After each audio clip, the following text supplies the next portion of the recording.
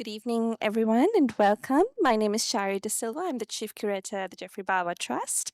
And today's talk is the last of three that we have had in collaboration with the Royal Thai Embassy. Our speaker today is Pirasri Povatong, an architectural historian specializing in architecture and urbanism of Thailand during the 19th and 20th centuries.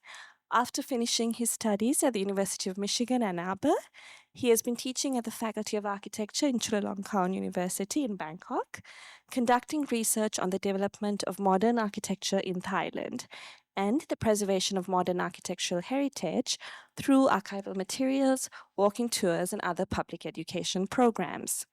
In this lecture, Dr. Povatong will look at how many of these modern masterpieces have become obsolete functionally, economically, and structurally in today's Thailand, a topic that, of course, many of us can also think about in the context of Sri Lanka. Today's lecture also follows the opening of the exhibition Design Thai Architecture of the Modern Movement in Thailand, 1960s to the 1980s, which is on view upstairs, which is curated by Dr. Poathong and features photographs by Virapon Signoy. The exhibition showcases Thai buildings created during the same period in which the building that houses the Siam Nivasa, which we are in, was constructed, showcasing the modern mid-century architectural heritage of Thailand. And we encourage you all to take a look at it. The exhibition is open until January 9th. So please join me in welcoming Dr. Pothong to the platform.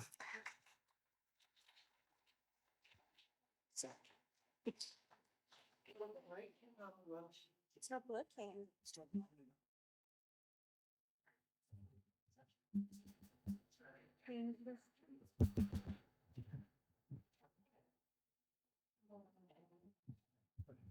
Thank you. Can I have my slides, please?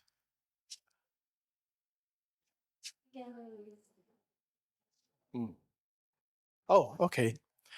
All right.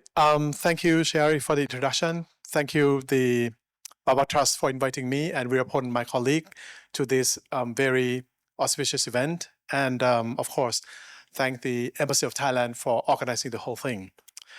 Good evening, His Excellency, the Ambassador, distinguished guests. Today at Siam Nivasa in 21st century Colombo, we are going to talk about the modernist buildings in Thailand during the latter decades of the last century. This talk complements the exhibition upstairs, featuring Virapon Singnoi photographic records of these fast disappearing buildings, which are presented in conjunction with the hand-drawn architectural drawings, facsimiles of them from the period.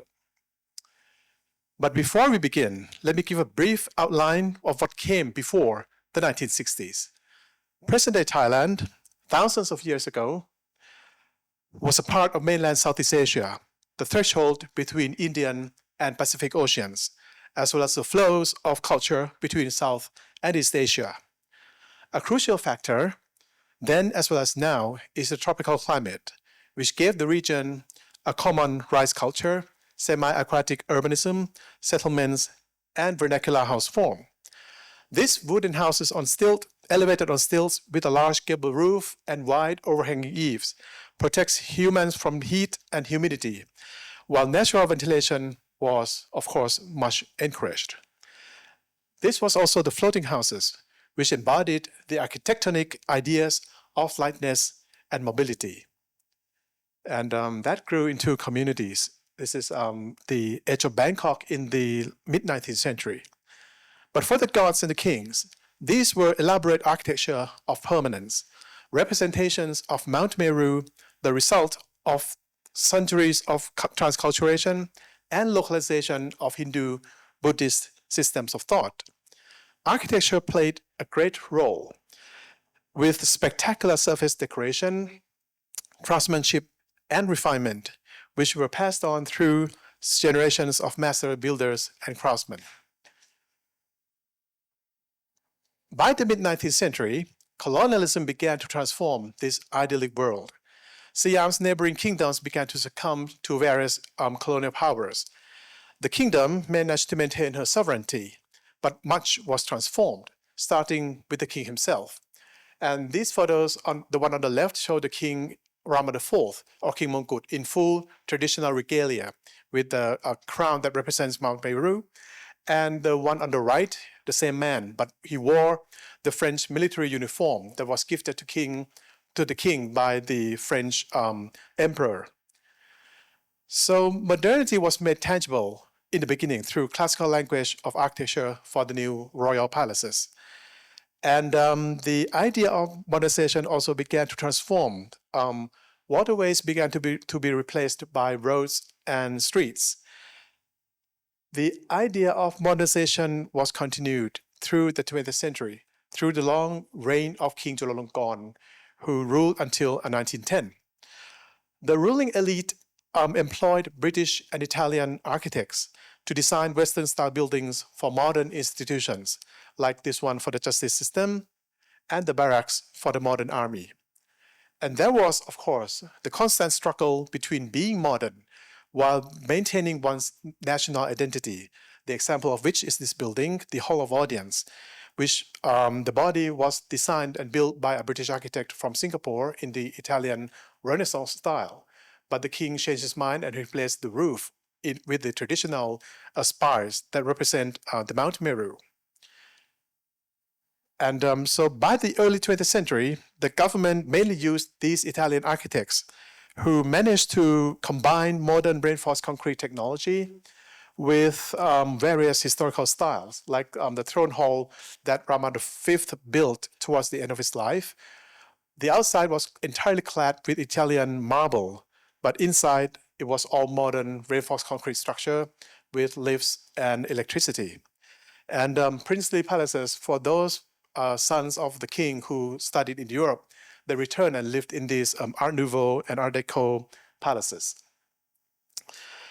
By the period, cement was locally produced. Reinforced concrete became increasingly common as construction material. And an example is this very fine structure of the racecourse grandstand at the Royal Bangkok Sports Club that was built entirely with reinforced concrete by those Italian architects and engineers. But also by the 1930s, the first generation of Europe-trained Thai architects began to replace those Italians. And these are two minor members of the royal family who were sent to study architecture at the École des Beaux-Arts in Paris, in the Western system.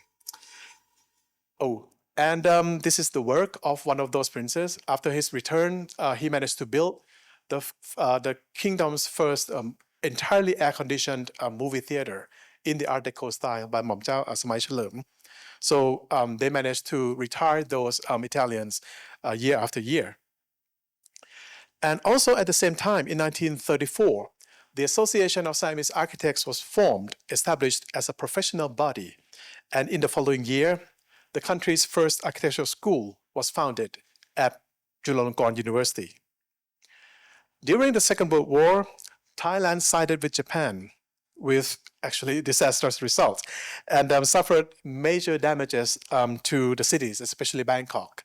This aerial photo shows the bombing of the rail yard at Hua Lamphong, the main terminus at the city. And this one shows the bomb shelter, which would house only 100 people for a city of 1 million people. And that was constructed in front of that railway terminus. So the post-war reconstruction was greatly influenced by the United States. Amidst this is like the context of the growing of the Cold War in Southeast Asia. This is the opening of the so-called the Friendship Highway. On the left side was the American ambassador, and on the right side, I think it's the prime minister at the time, who inaugurated this highway that linked Bangkok with the northeastern Air Force bases. So this was part of what was called the domino theory. So you could see that Thailand was right in the middle of that. And so the free world used Thailand as the bastion to fight communism at the time. And the first comprehensive master plan for Bangkok was also done by an American Boston-based company called the Litchfield Company. And this was the survey of the land use in the city at the time, totally a big mess. And this is the vision of the American planners,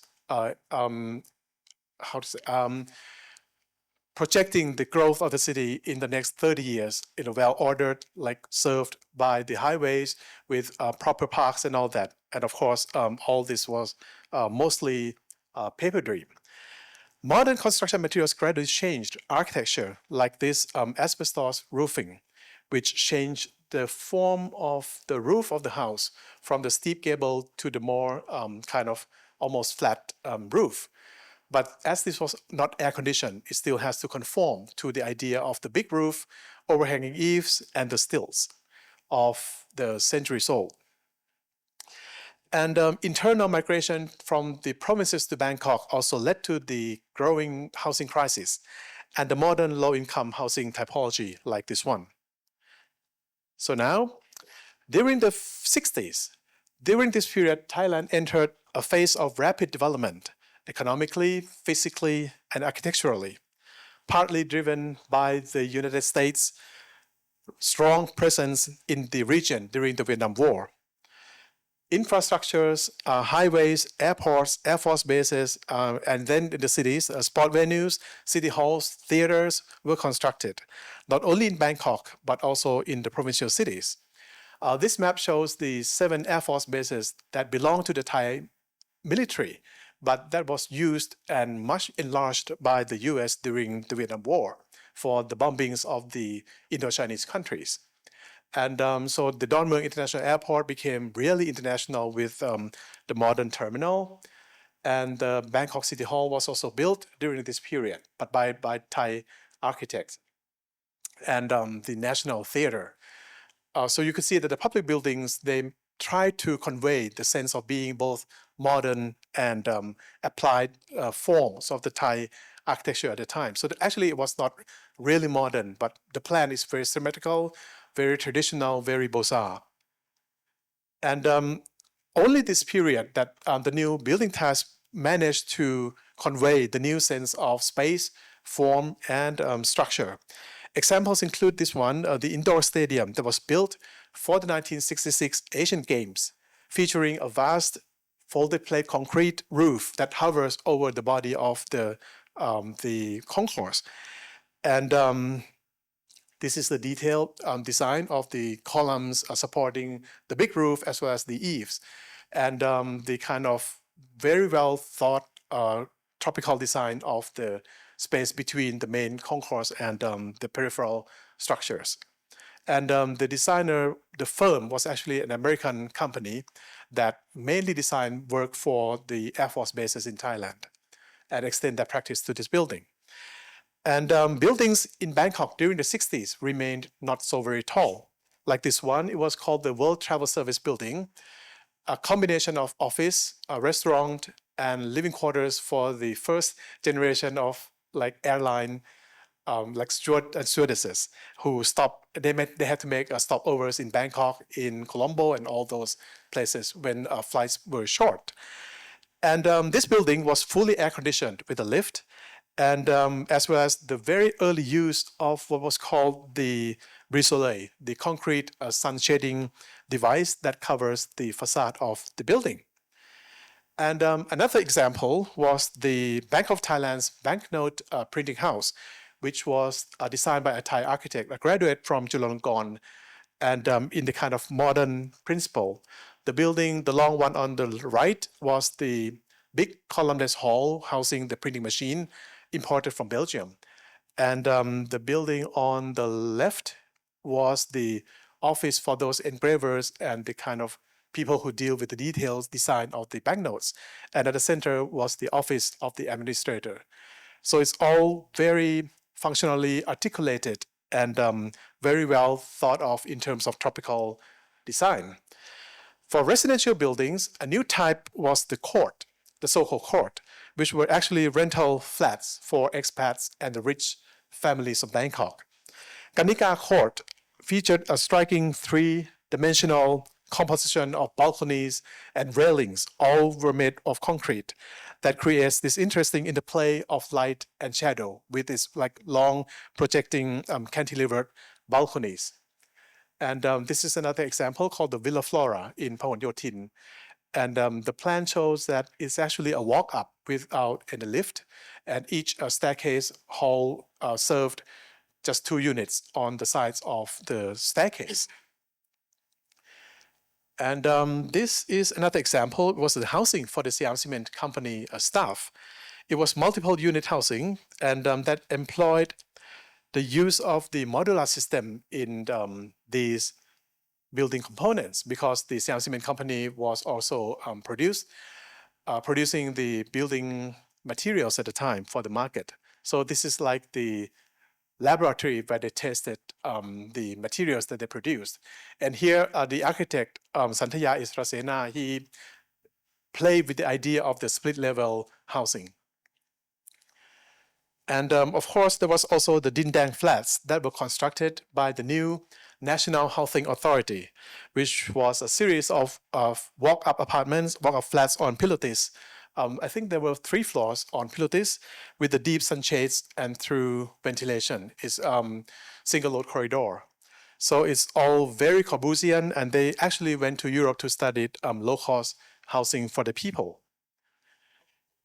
And in terms of commercial building, Siam Square project was innovative in the car-oriented planning, with the blocks of 3-story buildings with prefabricated concrete modular system that were linked together with the bands of ceramic sun shading elements that was adorned with glazed terracotta in Thai styles. I think the ambassador must have seen it before. Yeah, because it's much altered nowadays. And the building on the left and on the right was one of the 3 movie theaters that were placed there as magnets to bring people to this modern shopping mall, and as well as a bowling alley. And there were also the early department stores, like this one, the 7-story Nightingale Olympic, which featured an atrium inside and a continuous facade of concrete brisole, the sun shading screen of alternating horizontal lines that are actually very light in the formal idea. Another building type was the hotel. With the growth in international commercial air transportation and the Vietnam War, Bangkok became a major hub of aviation in the Asia-Pacific region. And modern hotels began to emerge, like the King's Hotel on Sathorn, and the Grand Hotel nearby is actually on Rama 1. Another example, still with us, is the Miami Hotel.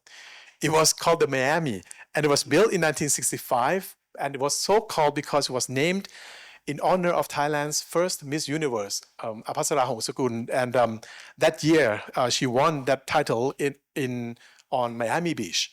So the hotel was named Miami, and but it's still low-rise structure with very simple building parts. I think it's about 3 or 4 stories, and with this courtyard type with the pool at the center. But an exception here was the Siam Intercontinental, which was designed by the man called Joseph Salerno from the chain Intercontinental. He was an American architect, and it featured a huge lobby. The hat-shaped thing at the center is actually just a lobby and some restaurants. This is the view from the front and the view inside the restaurant. And but it's a big soaring space with hexagonal geometry. That was Salerno's interpretation of a Thai gable roof or the farmer's hat, the sun hat. And a walkway linked this gigantic hat with the 2 Y-shaped guest wings to the back, which was low-rise and set amidst a lush garden that was part of an old palace. Now, with the rapid population growth, the government invested so much on education, the foundation of development, and then schools, universities provided Thai architects with ample opportunities to explore modernist styles. Creativity driven by tropical climate, technology, economy, and the strive of modernity.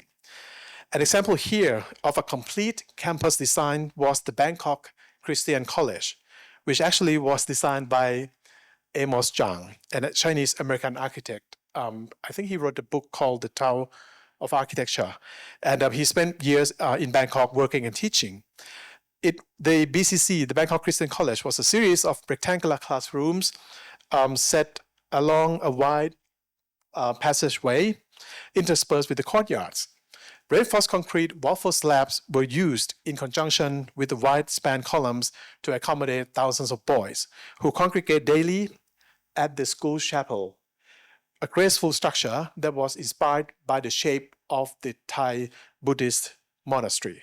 So it carries the curves and the lightness, even though it was a Christian place of worship.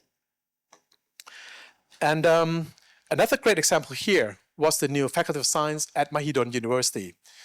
Rectangular laboratory building blocks on pilates are linked by 4-story walkways. The blocks featured sun shading devices. This is the founders of the university, and the man on the left was from Rockefeller Foundation, who invested a lot in this modernization of Thailand's science education. And these are the laboratory blocks linked by the walkways and the sun shading devices on the north and the south side of the building. So the architect was Amon Sivong, who amazingly, he didn't have any education in architecture. He was from a Chinese family, and his family sent him to study commerce and accountancy in Hong Kong. But he really, really liked architecture. And after his return to Bangkok, he went to work at the construction site of the Bangkok International Airport. And then he learned through practice, working closely with engineers. So he could manage to both design and construct these fine buildings. And also at the same campus was the lecture hall building, which was shaped like a large concrete bowl set on stilts that were sturdy columns, cleverly combining the rooms of different sizes, all with the sloping floors that were accentuated on the bottom side by these lines that were created by the carefully designed concrete formwork. So he left some little gaps between the wooden planks that were used as the formwork. So when the wet cement seeped through, he let them dry, and he had his craftsmen shipped the drops into this pattern. So it was not applied afterwards, but it was constructed and finished as part of the construction. And another example was Sala Prakyeo. It was actually a student union building, a multi-purpose hall for Chulalongkorn University students. The Sala, traditional Thai style open pavilion, was the key design concept, combining the knowledge of modern reinforced concrete structure, tropical design, and the Thai culture of this space. That was just a plan for the roof, and these are the detailed designs of the facade of the building. And it leans kind of outward to protect the building from the strong sun outside. And the view of the front of the hall showing the steep gable roof that are prominently featured. And actually the center part was the big space for dancing and all sorts of activities. And on the sides you see the 5 little gables, 5 on each side, that were meant for the 10 student clubs of the university at the time. So they had their own spaces on the sides. And this is the interior view of the student union. So it was a match between the form, the space, and the structure that was very modern and very Thai at the same time. In this project, the School for the Blind, Sumet Chumsai, a graduate from Cambridge University, explored the idea of prefabrication in the Corbusian manner with a structural clarity and the prominent use of primary colors. So the entire building, it was very large, was built within less than a year by prefabricating all these building components, the beams, the columns, the wall panels, and all that. And he explicitly used the material, the color of the material, but in certain parts he used paint. And for the paint, he used the really, really strong, the primary colors, because some of those students were not totally blind, and they managed to navigate through this kind of blurry vision of this bold color.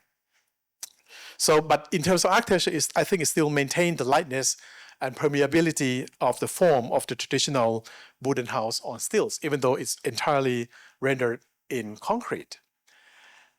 And education also expanded to the regions of Thailand, as education was the main policy for national, social, and economic development as early as 1960. Technical colleges, vocational schools, teachers' colleges, and universities were established in various provincial towns. With very limited budget and means of construction, Thai architects created auditoria and lecture halls, dormitories, and college libraries of spectacular forms from simple means, and manual laborers with local materials. An early example here was the so-called Kuru Samanakhan, an open-air structure here, an open-air auditorium for a vocational college in the northeastern city of Korat. The fan-shaped seating area was covered with the large single piece of hyperbolic paraboloid roof, the concrete one, that rested only on 3 supporting columns. So there was no column to prevent the vision of the stage. So during the 1970s, this is actually, I think, the kind of golden age of modern architecture in Thailand. In spite of political volatility, the 1970s were truly a transitional time when Thailand really became modern, even though Vietnam War was coming to a close and the US began to reduce its presence in Southeast Asia. The student uprising in October 1976 brought down the military junta, which gave us some hope for the younger generation. The government continued to invest in education and infrastructure as the kingdom became much more connected to the transnational flow of economy, tourism, and power. High-rise buildings began to emerge, providing office space as well as tourist accommodations. The decade started with this building, the opening of Thailand's tallest building at the time, Chok Chai International. And all of these 23 floors were rented out to the US military units. It was basically the kind of the spy base for Southeast Asia for some years. And it was totally kind of destroyed recently. And the architect was Thai and was studied at first at Chula and then at MIT. And he came back and he proposed this podium and tower design with the car park structure separated towards the back. And a notable one, sadly recently demolished, was the Dusit Thani, which actually was a complex of hotel and office space with other functions. And that was designed by a Japanese architect, Yoso Shibata, who deftly used triangular grid line to deal with the difficult trapezoidal site at the intersection of 2 major streets in downtown Bangkok. A large podium with a waterfall courtyard was the base for this triangular hotel tower, which gracefully leads up the eye to the golden spire at the top. So the sides of the tower are actually not at 90-degree angle to the ground, but leans slightly towards the tapered top. And the golden spire was a nod to the city's traditional landmarks like the stupas and the Mount Merus of centuries ago. And this is a close-up view of the carefully designed podium and the tower of the building. So with that hexagonal site, he used the triangular grid for everything. That leads to the kind of projecting zigzag eaves of this podium.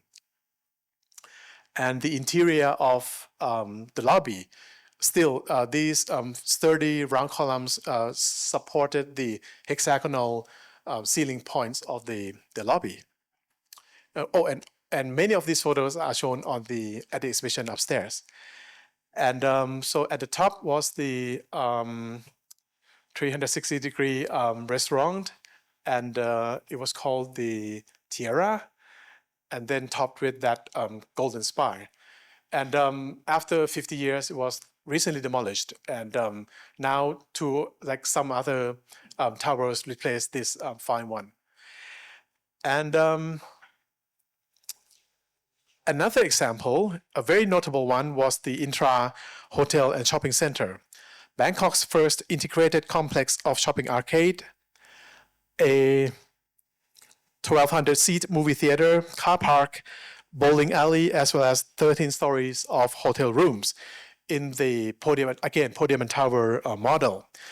The architect, Jirasila Pakanok, deployed effectively the podium and tower typology, putting hotel facilities and restaurants on the top floor of the podium.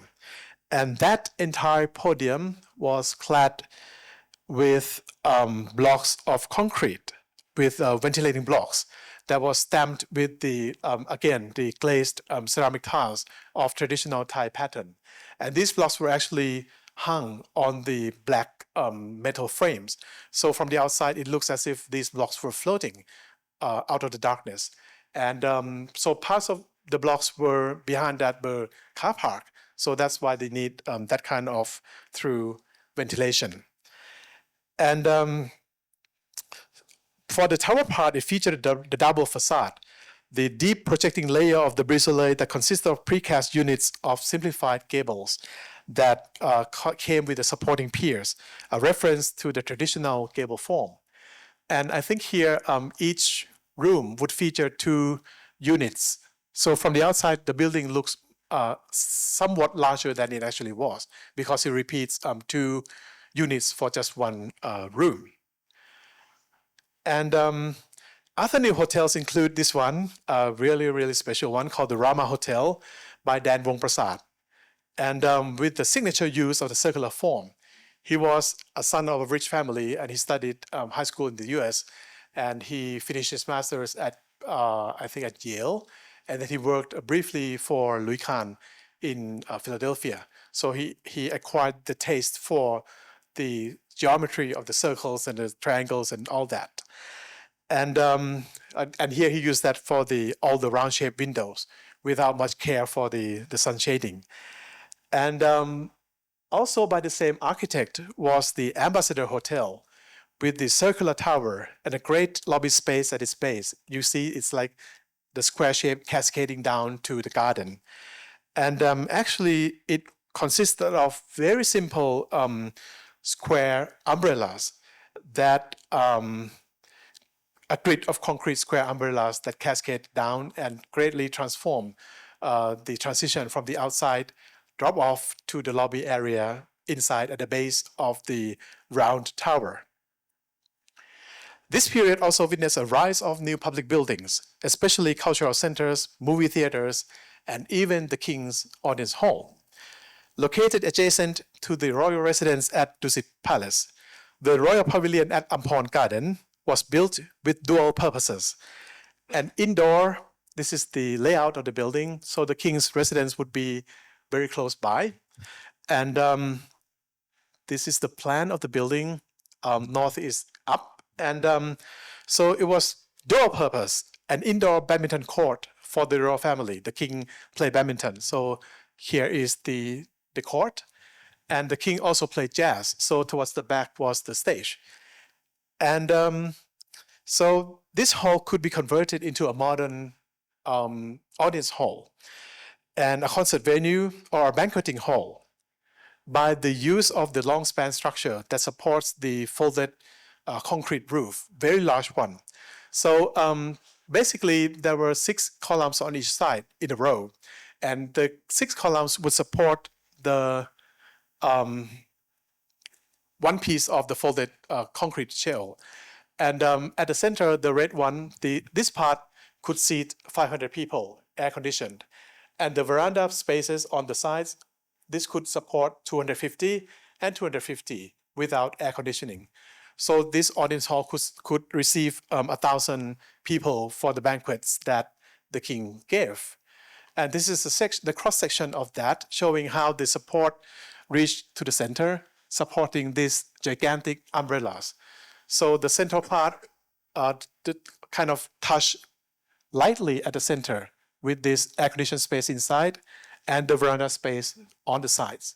So I think it's very cleverly designed. And this is the interior view of that. Again, the correlation between form, space, and structure. And the view on the outside, still maintaining that idea of the eave, the big roof, the overhanging eaves, and the form that is actually very heavy, but it seems as if it floats in the air. And that broadcasts the modern public image of the monarchy to the populace. Other notable buildings from the 70s include the British Council, Sumechum Sai's other exercise in the Corbusian manner. Again, he was the Cambridge graduate. And when the British government, they tried to build this new cultural center, they asked the British alumni to do it. The main staircase to the left and the service stairs to the right were articulated as red concrete tubes of different proportion, making the building stand out amongst the repetitive blocks of Siam Square. And this was Sumechum Sai's perspective drawing, showing how different, how machine-like, how modern the building was compared to the banal blocks of the neighboring area.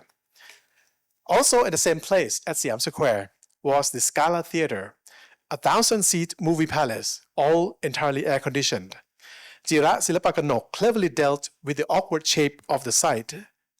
This is the plan, and it's located at the corner of the shopping mall. And this is actually an intersection with the bend in the street. So he put the black box of the movie theater to the left and lifted up above, like a floor above. And so this became the not air-conditioned transitional space. So you go through the staircases, leads up to the foyer on the second floor in this very finely designed space. And that leads to the idea of the grand staircase, hence the name Scala. And above that staircase was the chandelier that the movie theater's owner bought from Italy. And so the architect had to design the whole thing around the chandelier that was already bought. And so the shoebox was elevated and finally accessed through this sequence of space. And through the careful detailing, economical but very creative use of the mundane material led to the spatial fantasy of movie-going. And so an example is that there is just one single light bulb here, right? But he surrounds it with these folded plates, sheets of brass. And after it's lit up, it became like a spectacular play of light and shadow, not only on the brass panels itself, but also on the ceiling. And this is one of the drawings that are shown upstairs, of the detail of the lighting effect and the ceiling design of that. One of the most prolific architects of the 70s was Amon Si Wong, who left a legacy of university campuses nationwide. In Chiang Mai, the capital of the north, he designed several buildings, including this one, the Library for the Faculty of Engineering, featuring tree-like columns that supported the large planar roof, consisted of pyramid-shaped concrete modules cast in situ by locals, using very rudimentary technology. So here, these are the modules that were connected, and the trees, the columns that spread its four wings into a tree-shaped like, and supporting the gigantic roof with only the sheets of glass that separates the outside from the inside, the real trees outside, and the architectural tree for the columns. Also at the same campus, Amon played with the idea of the double layer in this physics building. So with the eaves, he gave the support in the shape of these curves, and giving the shadow and the shades to the entirely glazed upper floor. At the university in the south, Songkhla University, Amon designed the master plan for the entire campus, as well as a number of important buildings, including this, the Faculty of Engineering. Here he, again, expanded the large planar roof, consisting here of the pyramid-shaped units, and into this gigantic plane that hovered over the slender columns. This is Virapon Singh Noy's drone photo of that thing. And this is the view underneath.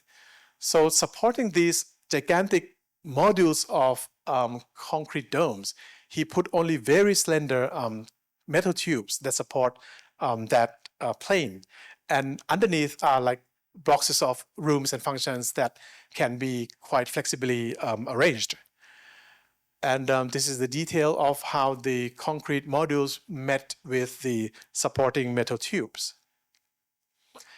Also on the same campus, he designed the very interesting Faculty of Science, as a series of rectangular blocks of laboratory buildings and a round plan of structure, lecture halls, of reinforced concrete shell roof, undulating in such a manner that the building is widely known as the Pumpkin Building, the one on the right. And this is actually we are standing on the upper floor of the walkway. And this is actually the roof of the lecture hall. And the lecture hall goes down. So this is the upper entrance to that hall. And there is a gap between the floor, the plaza, and the pumpkin. So lights could go down to the lower floor of the lecture halls. And this is the view, again, underneath the pumpkin. There is a whole series of spaces that could be used by the students around the pumpkin. And at the center of the pumpkin on the upper floor is this spectacular show of structure that tied the shells of the pumpkin together. And actually no one gets to see this because it is up above the ceiling. But it's really, really finely designed. And this is also by the same man, Kunamon. It was the Thai Patana, a bank in Bangkok, which featured a column-free banking hall on the ground floor.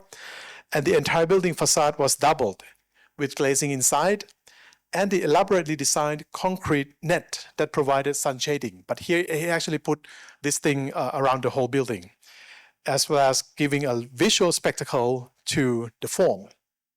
It's almost Art Nouveau and very biophilic in design.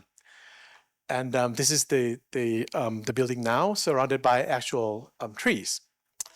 So now I come to almost the final page. During the 1980s, Thailand transitioned from military rule to semi-democratic state while experiencing an unprecedented economic boom that transformed it into a regional manufacturing powerhouse.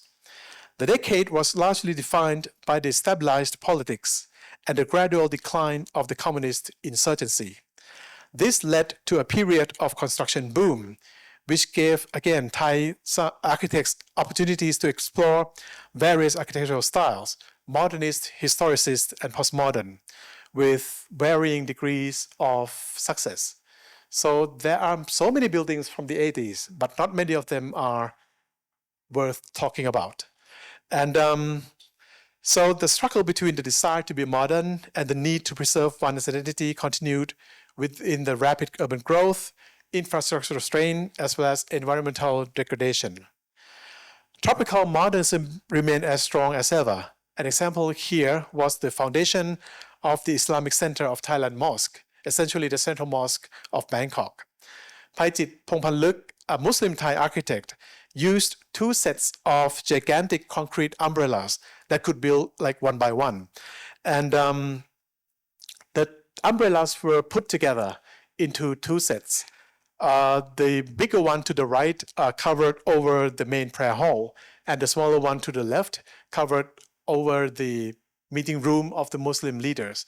And they were overlapping each other.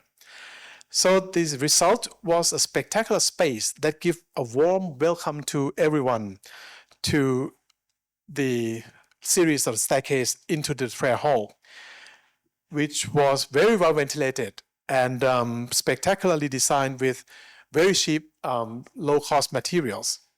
And it was all easily maintained. Another work by the same architect was the Libya building, an office for the Muslim Women's Foundation, which combined Islamic motif with the brutalist style in the manner of the Boston City Hall. Almost anachronistic was this building, the Bangkok Mail Center building. Although constructed as late as 1983, the building was a brutalist masterpiece, a gigantic machine-like structure, and with the vast interior consisted of all the mechanisms for the sorting of Thailand's letters and parcels, which would be brought from all corners of the kingdom by train to these lifts and then brought into the building for the kind of the sorting of all the mails. And this is the interior view of the building, which is now abandoned, completely fitted with all these machines from the 1980s. It's really, really nice building. And Postmodernism arrived in Thailand during this period, imported from Western societies as a reaction against the strict, abstract elements of modernism. And an example here is the so-called robot building by Sume Chumsai. So this is a shift from the Corbusian modern period to the postmodern one. And here it was a headquarters for a new bank called the Bank of Asia. And the story was that he was designing it when his son was playing with a robot toy. So he gave this building the shape of a robot. So that was the story of how he told it. But actually it conformed to the setback lines or by law, the stepped profile of the building. And I think it's one of the qualities of modern Thai architecture is that it's very playful and it's not afraid to play. Imagine like this is central Bangkok. Amidst the low-rise houses of the rich, you have this gigantic robot standing with its big eyes. And so that was, when it was built, it was quite isolated. But nowadays it was surrounded by towers. And actually, very recently, sadly, I think last year, it was totally refacade. So it's no longer a robot, but just a building. And another one, Rang San Taw Suwan, again, shifted from modernist, brutalist language to this kind of postmodern fantasy. And this project is called Amarin Plaza. It consists of a glass office tower that is perched on top of the podium. And the podium is actually an exercise in gigantic classical elements that he freely put together. And this is the kind of the podium part, which has an atrium. And the roof of the atrium is actually a tracery in the kind of gigantic Gothic style, supported by these Ionic columns, also very gigantic. And that kind of freedom to play was actually started here in the earlier work called the Penang Textile Printing House, which featured a mix, a collage of these champagne-like forms and the tracery, like the rose window thing at the center. So by the dawn of the 21st century, many of these modernist icons had become relics of the past. Modern buildings from the 60s became obsolete functionally, economically, and structurally. While preservation efforts gained momentum during the 80s, it was mostly the centuries-old palaces and temples that were preserved by the early preservation efforts. For the public interest in modernist heritage, architects, photographers, and designers had begun to be intrigued by these buildings, although information was not much available to the public. TCDC, Thailand Creative and Design Center, a government agency, organized an exhibition on these modern buildings in about the year 2000, and that kind of raised awareness of these creative heritage. Academic interest in modern Thai architecture began also during the 80s, when some of these buildings began to disappear, and modernist build masters began to pass away. Me and my colleagues at Chulalongkorn have been doing interviews with the older architects, the elder architects, for a number of years. Like this man, he was Pirasri Povatong, showing us the drawings in his office. And we do transcripts of the words that were saved for posterity. And this is another one. His name was Udomsi, and he designed hundreds of houses on Sukhumvit Road. And both of them passed away soon after the interviews were conducted. And this is the garden in Ajahn Udomsi's residence. It was an award-winning garden. And this is the interior view of Pirasri Povatong's office that was closed down after he stopped working. And all the drawings remain there. And so I've been working on myself on the preservation and study of these drawings and plans, perspectives and models. From this, a large case of about 50,000 drawings from this office, basically his entire life, have been transferred. I took my students to do the catalog of the 50,000, but the whole thing was too much for the Faculty of Architecture to handle. So we transferred the whole thing to the National Archives of Thailand. Though it will take years that the National Archives can complete the cataloging, the scanning, digitization, and all that, but at least Jira's drawings are all safe for now. And so I snatched about 100 plates from the 50,000 and scanned them, and I put them on the upstairs. And and these are like some of the drawings that were found in Kun Jira's office, sketches for a roof garden at Intra Hotel. The professional body, the Association of Siamese Architects, has been working on some sort of preservation through its historic preservation program, which helps some awareness amongst the public of the value and threat of these modernist heritage, which are left not much understood by the government. There is also what was called the Dokomomo Thai, an association of the documentation and preservation of modernist monuments that have been working in tandem with the ASA, the Association of Siamese Architects. And we also have, beyond academia, we have people like this man, Walter Koditek, a German urban planner with years of working experience in Hong Kong and Cambodia. And being very diligent, he spent about 10 years photographing and researching on modern buildings in Bangkok, resulted in this publication. And last but not least, my colleague here, Virapon Singh Noi, an architectural photographer with an unnaturally avid interest in modern buildings, not only in Thailand, but pretty much anywhere. อยู่ไหมเนี่ยยังอยู่ okay. Virapon or Beer has been working tirelessly, documenting these fast disappearing buildings, working against time to preserve at least photographic records of them. This talk, as well as the exhibition upstairs, is our attempt to preserve memories of the vanishing creativity and complexity of modern Thai architectural design as a gesture of friendship to our Sri Lankan friends. Thank you.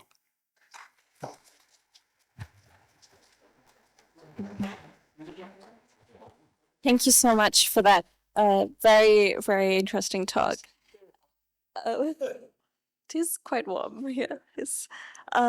We are open for questions, but just before we break, I just want to say thanks again, and also to the Thai embassy for this project, which has been really lovely, and we're excited we get to continue it next year.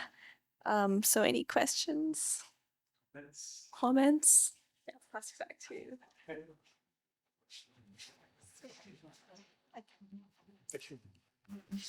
Thank you, Ajahn Pirasri, for a wonderful presentation talk. It looked like going all, do you hear me? Yes, I do. Yeah, going all over Bangkok and nearby provinces. My question is that, say, some of the very iconic buildings like Dusit Thani or Robo Building, etc., are either dismantled or disfigured. Isn't there any public protest or, say, effort to safeguard such iconic buildings in Bangkok? Because they are, say, landmarks of the architectural history of the country. So wasn't there any movement to safeguard them? Thank you, Dr. Pereira, for the question. It depends. How to say it? So these buildings they occupied the really, really prime real estate areas of Bangkok. And many of these buildings are really obsolete, like the Dusit Thani Hotel. It looks really fine, but the ceiling height is very low for the 21st century five-star hotel standard. So the owner cannot really keep that structure, which is sad to say. But I think for the Dusit Thani project, the new owner is a central group, and together with the family that owned the old hotel. So with the really careful program, I think they try to put some preservation effort or look into the project. And actually they preserved building parts like columns and spires for the new building. but it's actually really sad. Like it's like trophies like hanging on the walls of the new building. But at least they made some preservation gesture. A really bad case actually happened on the my university land, Scala movie theater. And again, that place, no one goes to this kind of 1,000 seat movie theater anymore. And so they go to like smaller cinemas in department stores or they watch Netflix. And so the renter of the land, they could no longer support that theater. And the university decided to let it go.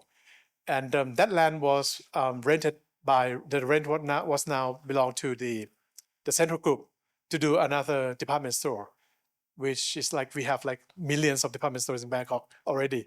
But that one was like the iconic piece in Bangkok. And so that raised a lot of outcry among the people because it was such an iconic movie theater. It's actually considered the most beautiful cinema in Thailand or even Southeast Asia. I mean, one writer wrote about it. And but then suddenly, out of nowhere, the demolition occurred, and that is why I think Kun Bia, my colleague here, devotes a whole room upstairs on this demolition of the movie theater because he was there when the wrecking occurred. So there are different again, I mean, I kind of wander around, but there are different responses by the public. So many buildings have been destroyed, but not many of them are as iconic as Scala or Dusit Thani. And so it depends on the owner of these projects, like how they contain the public anger or attachment to these buildings. Okay.